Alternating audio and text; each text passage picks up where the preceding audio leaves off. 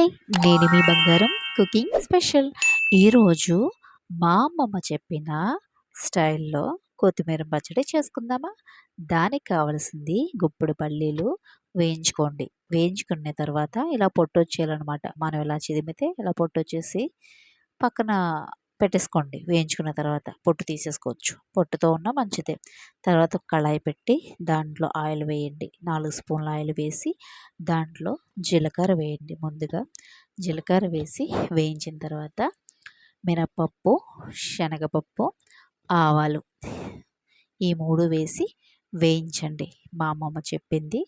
ఈ గోదావరి అమ్మాయి చేసిన స్టైల్‌లో కొత్తిమీర పచ్చడనమాట. చాలా టేస్ట్ ఉంటది.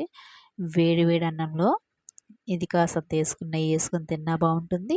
అలాగే రొట్టె, దోస, ఇడ్లీ వీటిల్లో కూడా చాలా కమ్మగా ఉంటుందన్నమాట. కాబట్టి చూసేయండి ఎలా చేసుకుందాం అన్నది. తర్వాత నేను చెప్పాను కదా! వెల్లుల్లిపాయి, ఎండుమిర్చి అని. ఎండుమిర్చి కూడా నేను కారం ఎక్కువ తింటాను కాబట్టి నేను ఎక్కువ వేస్తున్నాను. మీకు కారం తక్కువ కావాలి అంటే మీరు ఒక 2, 3 కాయలు తగ్గించి వేసుకోండి. నేను గళ్ళుప్పు వేశాను. దీనికి ఫ్లేవరు, టేస్టు ఉంటుంది కాబట్టి గళ్ళుప్పు వేసుకోవాలి. గళ్ళుప్పు వేసుకొని మనం వేయించుకుంటే త్వరగా వేగుతాయన్నమాట. ఇదైతే నిజం. మనం కొద్దిగా వేయించుకున్న తర్వాత మిగతా ఉంటాయి కదండీ! మనం కరివేపాకుని, కొత్తిమీరని శుభ్రంగా కడిగి పక్కన పెట్టుకోవాలి. చిన్న చిన్ని ముక్కలు కట్ చేసుకోవాలి. కొత్తిమీరని కాడలు తీసేసి ఒక 2, 3 టైమ్స్ కడుక్కోవాలి. ఎందుకంటే దాంట్లో మట్టి ఇసుక ఉంటుంది. అది ఇసుక పళ్ళకి తగిలితే బాగోదు. కడుక్కున్నవి కరివేపాకు, కొత్తిమీర వేసుకోవాలన్నమాట. పచ్చిమిర్చి కూడా వేసుకోవాలి. వేసుకొని ఈ ఆయిల్‌లో బాగా మగ్గబెట్టాలి. టమాటా ముక్కలు చెప్పాను కదండీ!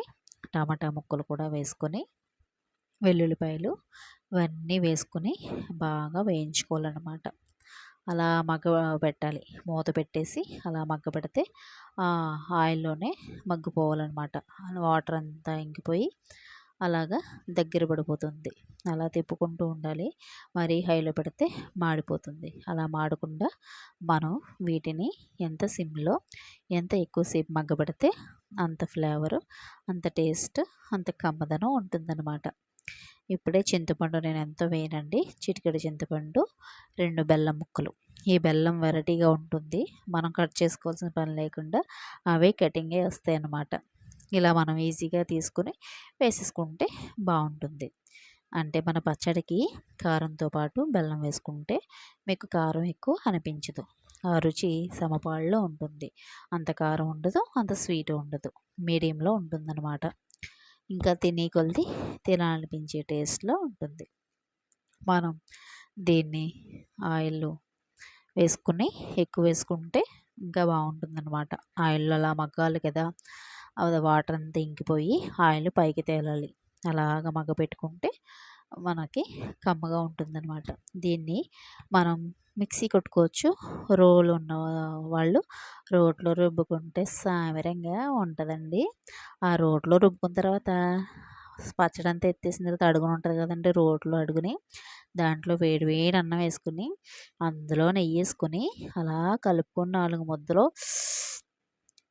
చెప్తుంటేనే నోరు ఊరిపోతుందండి. లాలాజలం వచ్చేస్తుందయ్యా! అంత బావుంటుందని నేను వివరిస్తున్నానన్నమాట. ఇవి నూనెలో ఎంత రోస్ట్ అవుతే మన చట్నీ అంత టేస్ట్‌గా ఉంటదనమాట. నేను ఇలా పచ్చడి చేసినప్పుడు డెఫినెట్‌గా ఇందులో ఆయిల్ పైకి తేలాలి.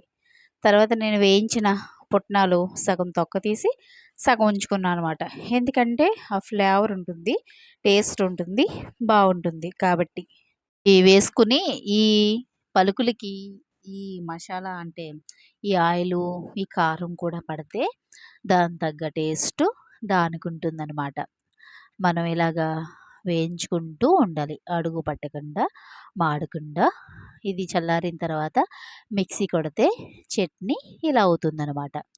దీనికి పోపు పెట్టుకోవచ్చు, లేదంటే అవసరం లేదు. నేను పోపు పెట్టను. ఆల్రెడీ అన్నీ ముందు వేసేసాను కాబట్టి పోపు అవసరం లేదు. కొంతమంది ధనియాలు వేసుకుంటారు. నేను దాని బదులు ఇది వేసాను. కొత్తిమీర వేసాను కాబట్టి అవసరం లేదు.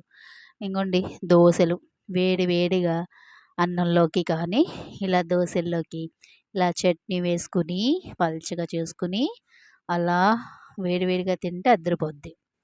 చూసారా దోసల పిండి కూడా నేను ఎలా పట్టానన్నది అది కూడా మీకు నెక్స్ట్ వీడియోలో వివరిస్తానమాట.